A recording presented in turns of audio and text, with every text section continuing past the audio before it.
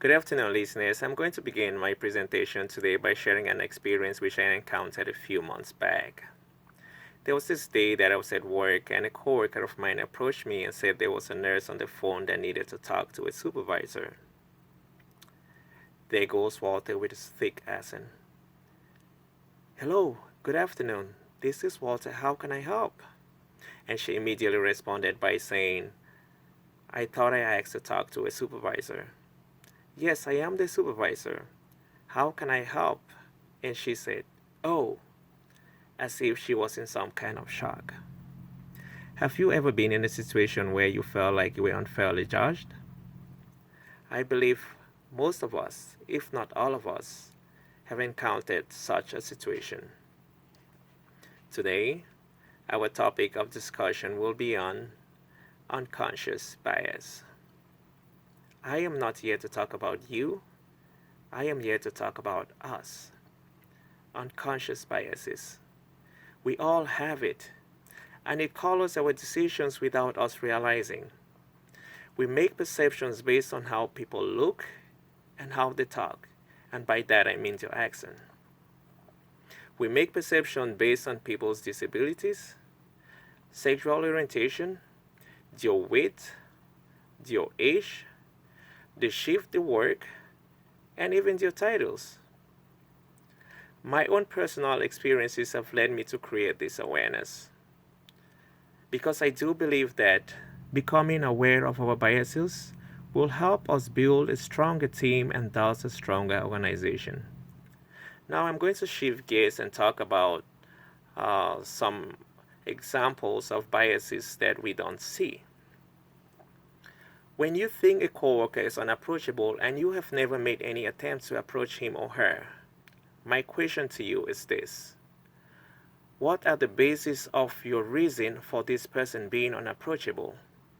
Staff create in groups. As you know, in most workplaces, the older staff tend to have their close circles, their cliques. How does this affect the new employees? They do not feel welcome. Staff on a particular shift sometimes have the perception that they do more work than the other shifts. Trainers categorize trainees because they are not catching up with the speed they expect them to. Now, do you remember when you first graduated college? Were you all that confident? I bet most people are not.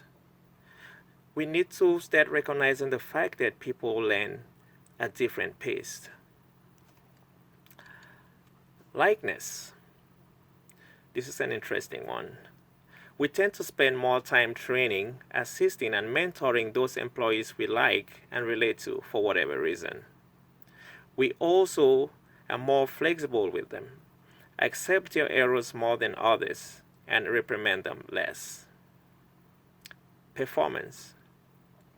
High performers tend to pick similar breeds. By similar breeds, I mean other high performance when forming project teams. This creates an imbalance across project teams in the workplace. Thus, some employees have limited opportunity to learn and grow. Making a decision not to hire a candidate seeking employment because of past experience with another employee. Is this a bias? Yes, it is. I would like to share with you what our studies have proven.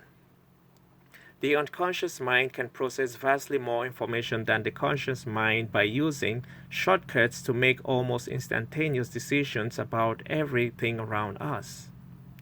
The reality is that the judgment made by the unconscious mind is wrong most of the time, especially on matters that need rational thinking. This is because the unconscious mind uses instincts and not analysis. So the unconscious mind is fallible and is also biased. In a millisecond, we make judgments without thinking, and by so doing, we unknowingly hurt others' feelings because we were too quick to judge. Now, here is my take on unconscious biases. Diversity is only growing. It's growing in our society and it's growing at the workplace. And we need to create an awareness on how to embrace this change. Diversity makes us stronger and better. Diversity has not been well received in most workplaces. I and maybe you have been affected by unconscious bias at one point in time or another. Being a person of color, I have faced challenges that most of my peers have not. But this is not about race, it's about the kind of culture we want to create in our workplace. We want to create a culture where people will not feel left out because they are new. We want to create a culture that people will not feel incompetent because of the perception that your weight prevents them from moving faster. We also want to create a kind of culture where people will not feel undervalued because the other chief staff believe they do most of all of the work. If any part of this makes you uncomfortable, I expected it to be so. And it has to feel that way before it gets better. If you are not conscious of the biases that you have, you are not contributing to the level that you could. These biases are a barrier to teamwork and thus they affect our productivity. Now, I will also want to share with you some ways that we can use to eliminate unconscious biases. 1. Deliberately slowing down decision making. On one of the previous slides, I talked about how the unconscious mind makes decisions based on instincts and not analysis. So by slowing down the thought process might help to eliminate some of these biases. 2. Reconsider reasons for decision making. I also shared an example with you how a supervisor might be nervous to hire someone based on experiences they have in with a staff that is struggling. That should not be why you are not hiring the person that is interviewing with you.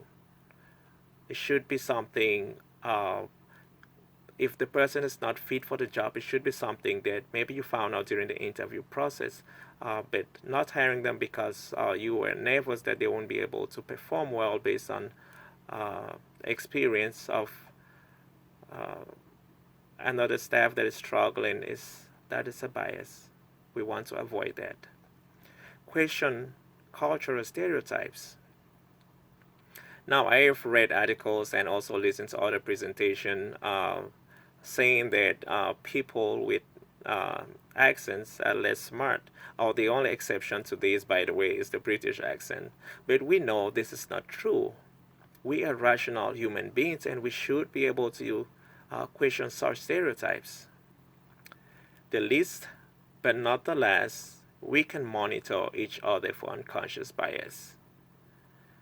If there's one thing I want you to take from this presentation is that we cannot cure unconscious bias, but with self-awareness, we can address it. I also would like to make it clear that I am not an expert on this topic, but I have done my research. If you have any questions, do not hesitate to ask. If I do not have the answer, I will put you to the right direction so that together we can learn and grow and form stronger organizations. Thank you for listening, and I hope that you did pick one or two things from this presentation. Bye for now.